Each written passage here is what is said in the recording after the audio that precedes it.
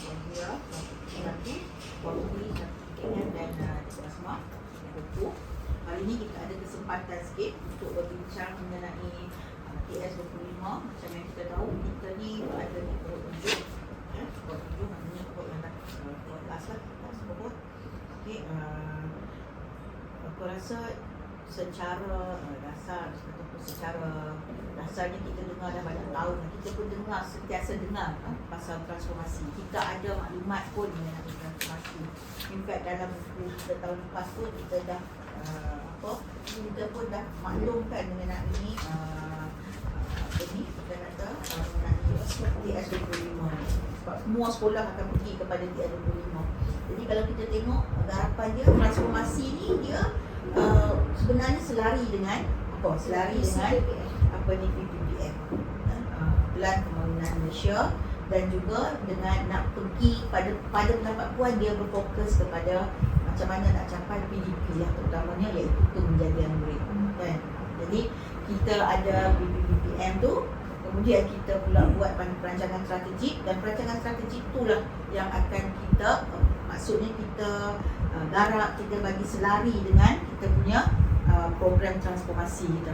Maksudnya apa-apa aktiviti yang kita akan buat tu, maksudnya kita akan melihat kepada apa aspek transformasi yang transformasi nak.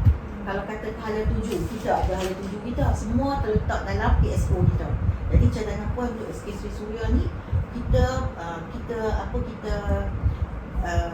temukan titik-titik apa hala 7 kita, hala 7 sekolah tu dengan transformasi macam tu. Kita buat program pun kita macam tu. Jadi kita tidak, pada pendapat puan tak mahu buat satu redundant punya program, program yang bertimpa-timpa. Kita pun tahu arahan-arahan baru daripada Kementerian Pelajaran, daripada Menteri YP sendiri. Kita kena bijaksana mengurus ni. Okey. Untuk kita kata yang khusus modul 1 ni, bimbingan dan pementoran ni, kalau kita tengok, dia kata dia nak tengok kepada dasar pelaksanaan program kan. Okey lah, dasar pelaksanaan program, apa dasar yang kita nak. Kita pun tahulah hala 7 dia dah bagi tahu lah kan, dasar hala 7 mestilah akur kepada visi, misi KPM. Visi, misi KPM samalah dengan misi-misi kita. Betul tak? Lepas tu kita berada di mana? Sebenarnya transformasi ni pun dia nak pergi kepada pencapaian ataupun kemenjadian PPPM yang akhir. PPPM tu macam yang puan dah maklumkan bahawa kita nak buat apa?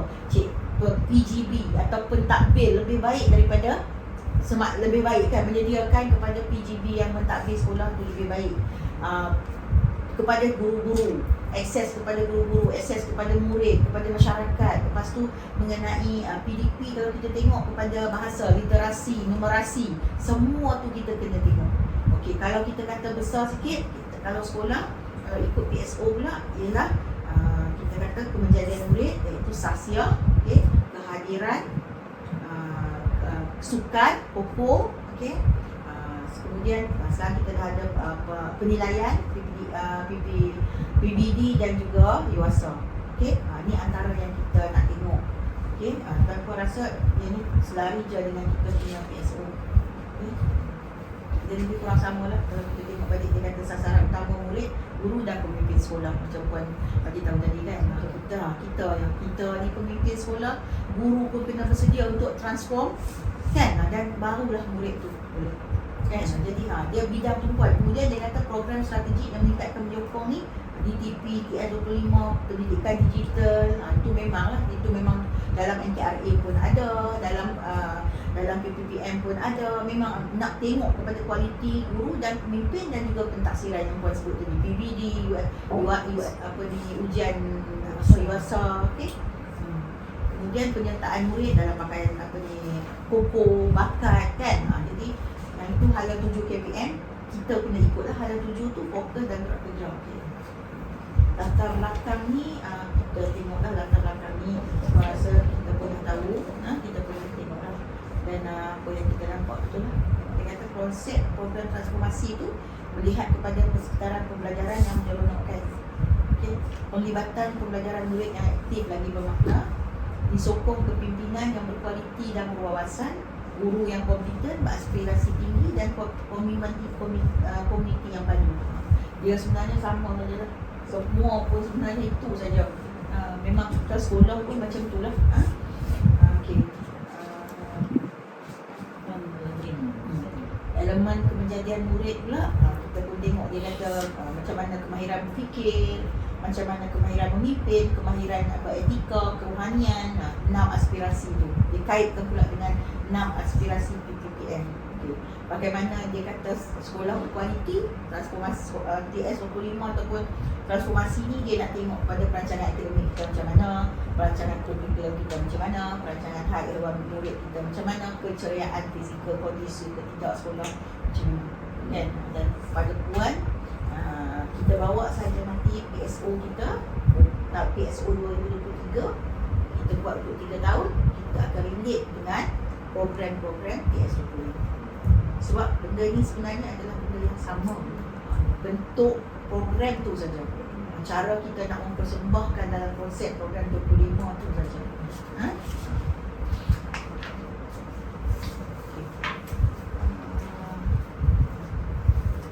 Ini adalah modul-modul yang memang kita kena buat kan. Jadi kalau ikut tu tugasan GP ni, apa dia yang kita buat, tugasan fikir, apa yang kita kena buat, pendidikan STEM ni masih kurang lah. Kalau kita tengok di sekolah-sekolah transformasi ni, dia banyak highlight kepada STEM kan, banyak highlight kepada STEM. Kita pun tengok dia orang rajin buat pameran, rajin buat program, semua mengenai STEM. Ialah sains, matematik semua tu kan. Dan kita pun akan pergi ke arah tu lah maksudnya. Kita pun akan pergi ke arah tu lah. Okay? Kita pun akan pergi ke arah tu. Kemudian kalau kita tengok juga, kita memerlukan SLT, MLT bagi puan. Kalau kita pun tak ada SLT, MLT yang bagus sebenarnya. Diorang ni proaktif, diorang tahu dan diorang faham dan diorang mudah buat kerja tu, tak ada masalah. Jadi apa yang kita harap gabungan ni, tindakan SLT, ketua kita, kepimpinan, kemudian ada ibu bapa, ada komiti, rakan elit. Jadi ini akan mampu lah untuk buat apa ni, orang kata apa, untuk kita menjana transformasi. Okay. Dan bila kita nak buat macam untuk transformasi ni adalah perkara yang normal. Dia mesti kena ada perubahan.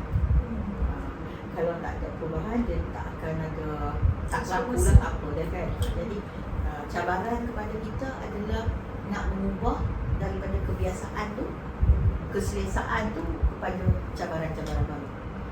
Ni memang kena mengambil apa kita kata inisiatif yang bersesuaian, inisiatif yang tepat, inisiatif yang melibatkan bagaimana kita berkomunikasi, bagaimana kita memberi arahan, bagaimana kita menjana plan kita, merancang tu betul ke tidak kita nak merancang. Kadang-kadang perancangan yang kita buat tu mungkin menjadikan cikgu-cikgu kita keliru ke, tak tahu macam tu.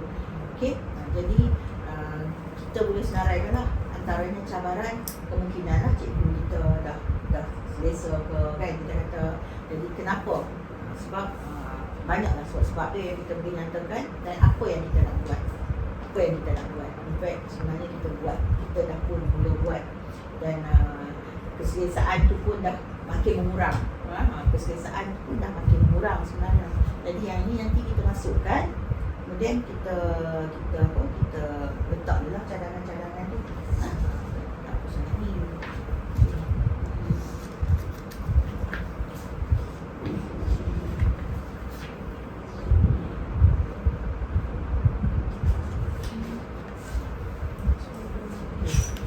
Tengok kepada tugasan yang dia bagi ni, kita tengok hala 7 program PS25.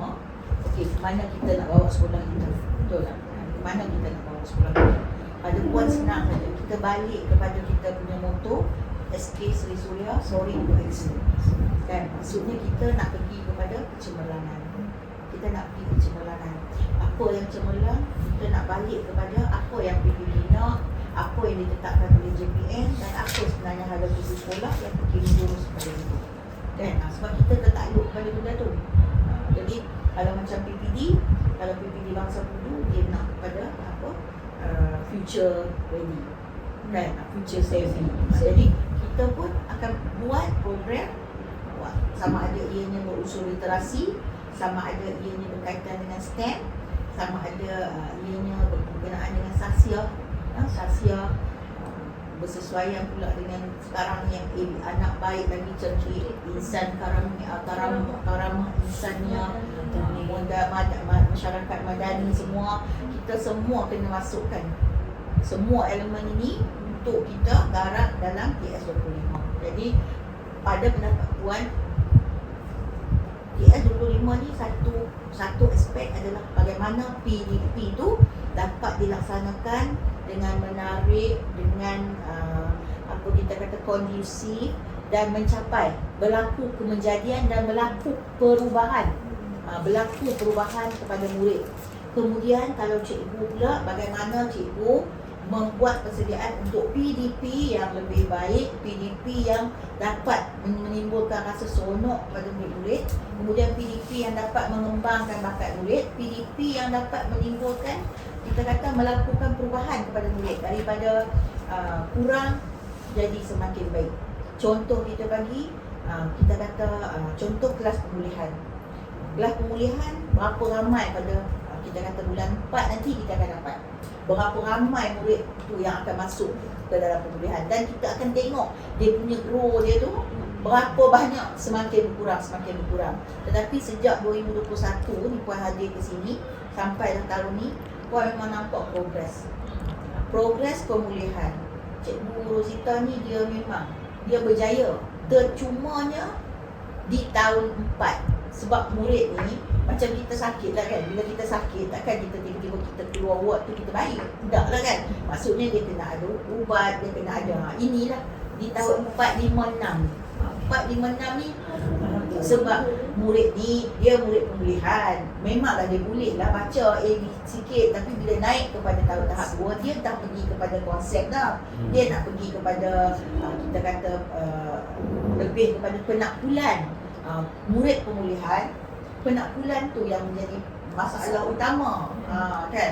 Jadi benda-benda ni yang kita nak kena tengok. Jadi apa yang cikgu nak buat, dan kita juga tengok kepada kita kata kehadiran. Kita tengok kehadiran murid, masalah sosioekonomi murid, masalah sosial murid, sepersekitaran, semua ni akan kita kata menjadi satu daripada kita kata membawa dia adalah satu elemen yang kita tak boleh lari dah. Kita tak boleh lari. Kemejadian ke murid-murid ni, semua ni memang nak kena dengan basic dia, latar belakang dia. Jadi peranan bimbingan kaunseling, peranan guru disiplin, ini semua nak kena, kita kena tengok.